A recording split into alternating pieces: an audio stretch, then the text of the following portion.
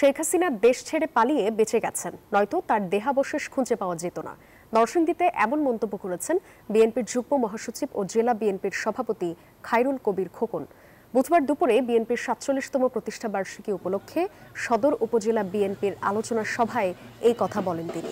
বলেন, শেখ হাসিনা জনগণের উপর অত্যাচার ও নির্যাতন করেছেন, তবে তার শেষ রক্ষা হয়নি। অন্যায় অত্যাচার করে ক্ষমতা টিকে থাকে যাবে না। সাজানো নীল নকশার নির্বাচন হয়েছে।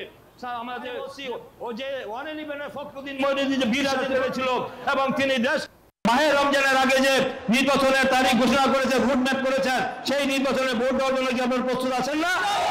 আপনাদের পছন্দের প্রার্থী সেই জনগণ যদি বিএনপিকে ভোট দিয়ে নির্বাচিত করে জাতীয় সংসদে পাড়া দেশ পরিচালনার দায়িত্ব দেয়, তাহলে বিরোধী দলের আমাদের অন্য দলের কোনো অসুবিধা আছে? জনগণ যদি জনগণের পছন্দের প্রার্থীকে নির্বাচিত করে তারা রাষ্ট্র গঠন করে, সরকার গঠনের দায়িত্ব দেয়, তাহলে অবশ্যই সেই দায়িত্ব পালন করার জন্য বিএনপি প্রস্তুত আছে।